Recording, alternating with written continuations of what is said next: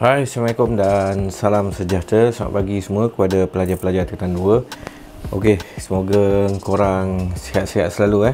Jadi kita teruskan dengan subjek PJ/PK kita, iaitu permainan kategori serangan. Okey, macam minggu lepas korang dah belajar tentang tarian inang. So harap korang faham lah dengan topik tu. Dan seterusnya kita akan bincangkan tentang bola baling. Okey, jadi korang boleh tengok pada slide ni yang saya sediakan ni. Okey, jadi unit 3, permainan kategori serangan. Permainan kategori serangan memerlukan pemain kerap melakukan serangan dalam pelbagai situasi bagi memperolehi kemenangan. Okey, yang kedua, dua permainan yang akan dibincangkan dalam unit ini ialah bola baling dan rugby sentuh. Jadi dalam unit ni kamu hanya belajar dua iaitu inilah permainan yang kategori serangan ni, iaitu bola baling dan rugby sentuh. Okey, untuk bola baling standard kandungan. Jadi ini apa yang harus kamu capai apabila mempelajari bola baling. Yang pertama, melakukan kemahiran asas bola baling dengan lakuan yang betul. Okey, kemahiran asas bola baling dengan lakuan yang betul. Jadi dalam permainan bola baling ni ada beberapa kemahiran asas lah yang perlu harus kamu tahu. Kedua, mengaplikasikan pengetahuan konsep pergerakan dan prinsip mekanik dalam kemahiran asas bola baling. Okey, yang ketiga, mematuhi dan mengamalkan elemen pengurusan dan keselamatan. Jadi dalam hal ni kamu akan menerapkan ciri-ciri keselamatan lah dan cara-cara menguruskan pasukan. Okey, next, menunjukkan keyakinan dan tanggungjawab kendiri semasa melakukan aktiviti fizikal. Okey, seterusnya berkomunikasi dalam berbagai cara semasa melakukan aktiviti fizikal, membentuk kumpulan dan kerjasama dalam kumpulan semasa melakukan aktiviti fizikal, dan lagi sekali memahami dan mengaplikasikan etika dalam sukan semasa melakukan aktiviti fizikal. Okey, itu adalah standard kandungan lah, apa yang kamu perlu capai dan apa yang kamu perlu tahulah. Okey, kita masuk seterusnya pada topik utama yang kita akan bincangkan ni, iaitu bola baling.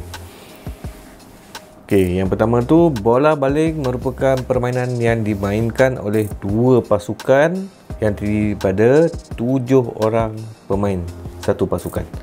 Okey, jadi kalau dalam padang tu pihak lawan ada 7 orang dan pihak kamu ada 7 orang lah.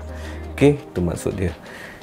Kemahiran bola baling melibatkan kemahiran menghantar, menangkap, menggelecek, mengadang, mengacah dan menjaga gawang. Okey, basically dia sama juga macam kamu main bola sepak, hoki, bola jaring. Itu adalah permainan-permainan yang berbentuk serangan kan. Jadi asas-asas kemahiran yang ada tu lebih kurang juga dengan bola baling ni. Okay, yang ketiga, permainan ini melibatkan aspek kecergasan fizikal, terutamanya komponen ketangkasan, kekuatan otot dan kapasiti aerobik. Jadi inilah bila kita melakukan sesuatu permainan memang secara tidak langsung akan melibatkan kecergasan fizikal lah, dari segi ketangkasan, kekuatan otot dan kapasiti aerobik. Kemahiran bola baling. Jadi sini saya ingin tunjukkan kemahiran bola baling lah. Kemahiran asas. Okey, yang pertama menghantar, kedua menangkap, yang ketiga menggelecek, yang keempat mengadang, yang kelima mengacah, dan akhir sekali menjaga gawang. Alright, so kita terus tengok pada kemahiran menghantar. Jadi dalam kemahiran menghantar ni ada 5 asas kemahiran lah dalam menghantar ni. Okey, yang pertama hantaran atas bahu, yang kedua hantaran bawah lengan, yang ketiga hantaran sisi, yang keempat hantaran aras dada, dan yang seterusnya yang akhir sekali hantaran lantun. Okey, jadi ini adalah grafik bagaimana kita nak lakukan hantaran atas bahu. Jadi kalau kamu lihat kat sini, bola digenggam. Okey, ni bola bola digenggam macam ni dan dia akan baling ataupun hantar atas pada bahu. Okay, next. hantaran bawah lengan. Hantaran bawah lengan pula, kita melakukan hantaran di bawah bahu lah, ataupun bawah lengan lah. Nama dia bawah lengan So bola tu kamu grip juga, tapi kamu macam ayun. Okey, macam ayun, bagi kat kawan kamu lah. Okey, itu adalah hantaran bawah lengan.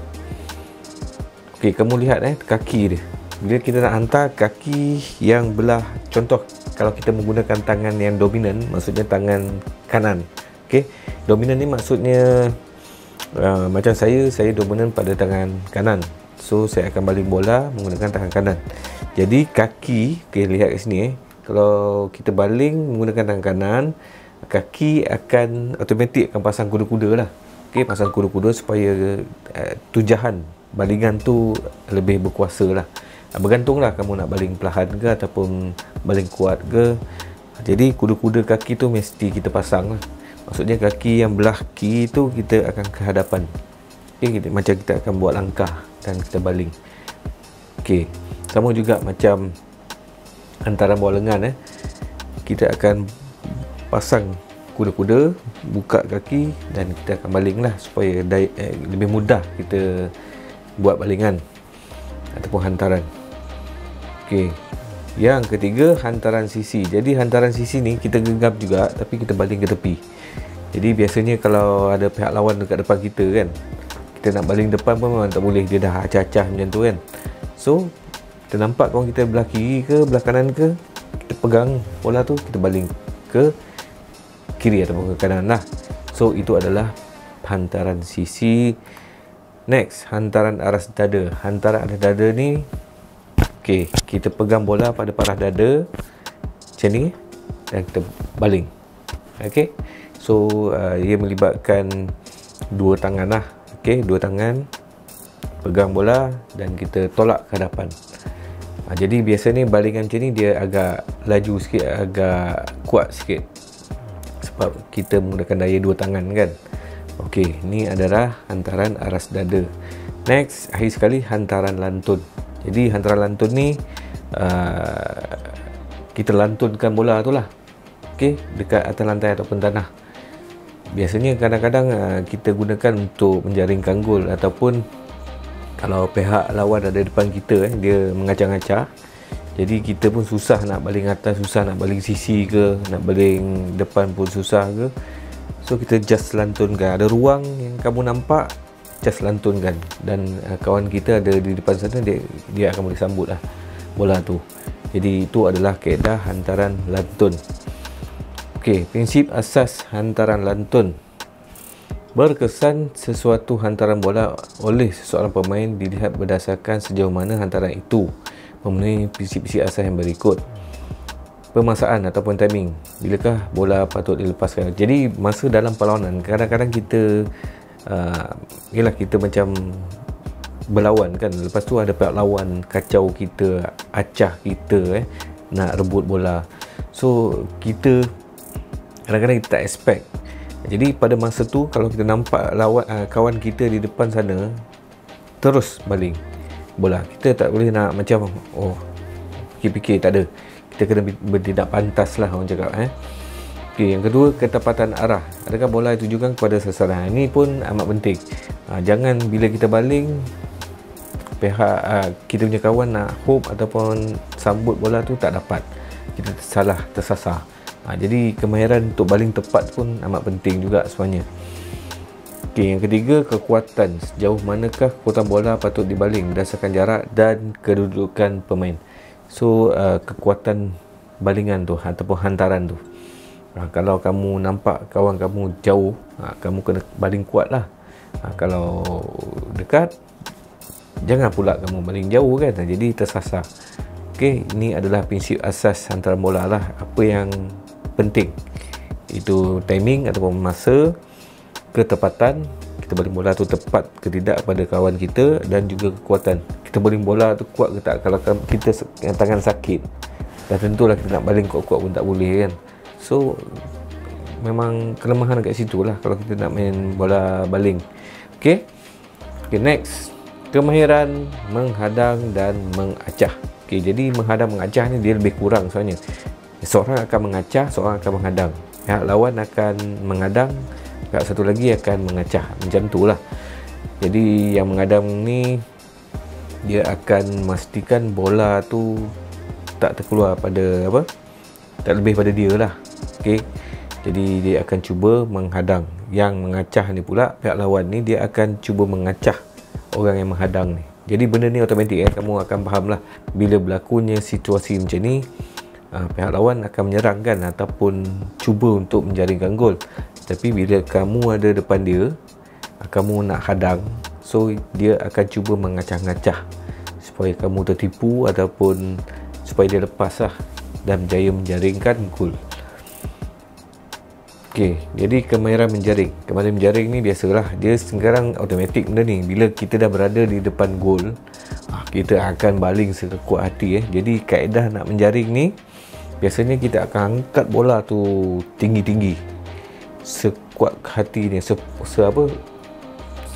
boleh nak baling kuat-kuat lah, maksud dia macam tu. Jadi bola tu biasanya atas kepala, macam ni lah, atas bahu lah ataupun atas kepala. Dan kadang-kadang kita akan melakukan lantunan. Yalah, lantunan ni kadang-kadang dia satu trik juga. Dan juga kita akan direct baling, iaitu ni lah, ada 3 jenis kamera menjaring ni: jaringan atas kepala, jaringan lantun, jaringan junam. Okey, jadi itu saja kamera asas dalam bola baling. Jom kita tonton video ni tentang bola baling. Okey, baik. Assalamualaikum warahmatullahi wabarakatuh dan selamat petang. Bagaimana dengan anak-anak pelajar semua di rumah? Sihat? Hari ini saya Cikgu Faisal akan mengajar topik pendidikan jasmani, iaitu bab bola baling. Dalam bab bola baling ini ada beberapa kemahiran ataupun teknik yang perlu anak-anak pelajar buat. Anak-anak pelajar tak semestinya boleh buat di dalam rumah. Okey, boleh buat di luar rumah, tetapi dalam keadaan yang bersesuaian. Bola yang cikgu guna ni pun bukanlah saiz yang sebenar. Ini hanyalah bola yang paling kecil sekali. Bukannya digunakan untuk bola baling. Okey, saiz untuk bola baling perempuan 18 adalah saiz 2, manakala lelaki 18 adalah saiz 3. Okey, di rumah cikgu tak ada bola baling, cikgu ada bola permainan saja untuk anak-anak. So yang ini saja yang cikgu akan gunakan untuk teknik kemahiran berdalam bola baling. Okey, untuk pada petang ini cikgu akan mengajar 5 sahaja kemahiran, iaitu yang pertama adalah kemahiran hantaran atas bahu. Okey, kemahiran atas bahu ni adalah salah satu kemahiran dalam bola baling untuk jarak yang jauh. Baik, nanti cikgu akan tunjuk ke 5 kemahiran tersebut. Baik, kemahiran yang pertama ialah kemahiran atas bahu, hantaran atas bahu. Kemahiran yang kedua adalah kemahiran hantaran bawah lengan. Okey, kemahiran hantaran bawah lengan ini adalah untuk jarak yang dekat dan menggunakan tangan yang dominan. Maksud tangan yang dominan ni ialah jika kamu banyak menggunakan tangan kanan, so kamu akan membaling dengan menggunakan tangan kanan. Kalau kamu banyak menggunakan tangan kiri, kamu akan membaling dengan menggunakan tangan kiri. Baik, itu kemahiran yang kedua. Kemahiran yang ketiga adalah kemahiran hantaran sisi. Okey, kemahiran hantaran sisi adalah untuk jarak yang dekat dan juga menyisi. Okey, hantaran secara menyisi. Baik, badan menghadap ke depan, tangan kita baling ke arah kawan yang berada di sebelah sisi. Hantaran yang keempat adalah hantaran aras dada. Hantaran aras dada adalah untuk digunakan dengan menggunakan kedua-dua belah tangan ditolak ke hadapan. Okey, menggunakan kedua-dua belah tangan ditolak ke hadapan. Gunakan tangan dan siku dengan pantas. Tangan dan juga siku tolak. Okey, baik. Hantaran yang kelima adalah hantaran lantun. Hantaran lantun, kita akan melantunkan bola ini di atas lantai ataupun tanah. Okey, untuk mengelirukan pihak lawan. Kita akan menggunakan hantaran lantun di dalam jarak yang dekat dan rakan sepasukan akan tangkap bola tersebut. Hantaran lantun ni kita biasanya dalam keadaan yang salah satu dalam perebutan bola. Baik, cikgu akan tunjukkan ke 5 teknik kemahiran tersebut. Nanti anak-anak pelajar boleh lakukannya di rumah dalam keadaan selamat. Okey, baik. Hantaran yang pertama adalah hantaran atas bahu. Okey, hantaran atas bahu ialah seperti ini. 1, 2,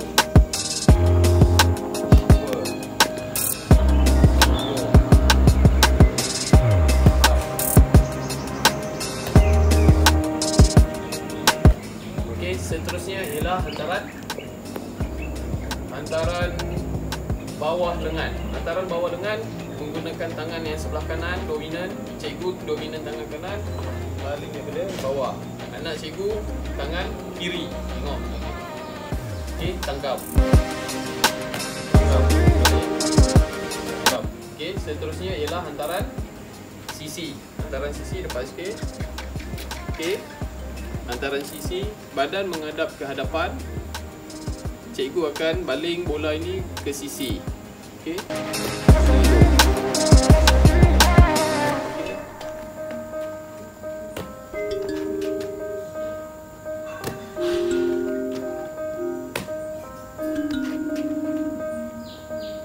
Okey, seterusnya ialah hantaran aras dada. Hantaran aras dada menggunakan kedua-dua belah tangan dan juga siku. Hantaran yang pantas.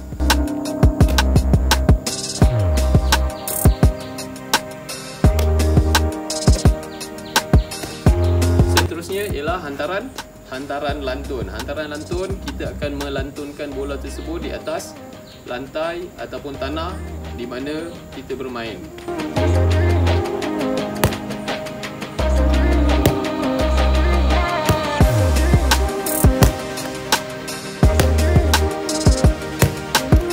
Okey, baik. Itu adalah ke-5 jenis kemahiran ataupun teknik yang boleh anak-anak pelajar lakukan berada di rumah. So, itu sahaja pengajaran cikgu untuk PJK pada petang ini. Saya harap anak-anak pelajar semua dalam keadaan sihat walafiat. Tolong jaga diri, stay at home. Kita mesti menang. Bye.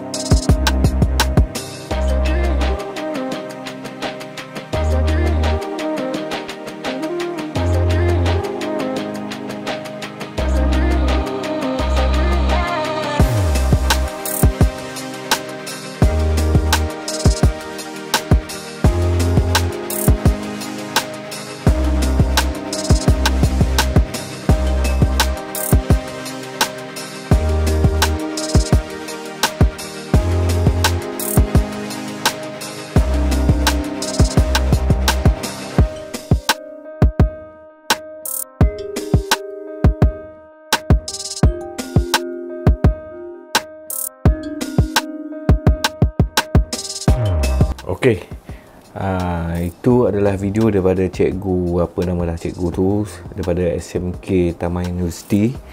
Jadi terima kasih diucapkan pada cikgu tu dan juga anak dia. So saya harap korang faham dan tahu bagaimana cara untuk bermain bola baling dengan kemahiran-kemahiran asas yang telah saya tunjukkan tadi. Kalau korang masih tak faham lagi, korang boleh tengoklah video-video di dalam YouTube memang banyak. Itu saja, sekian, terima kasih. Assalamualaikum warahmatullahi wabarakatuh. Bye bye.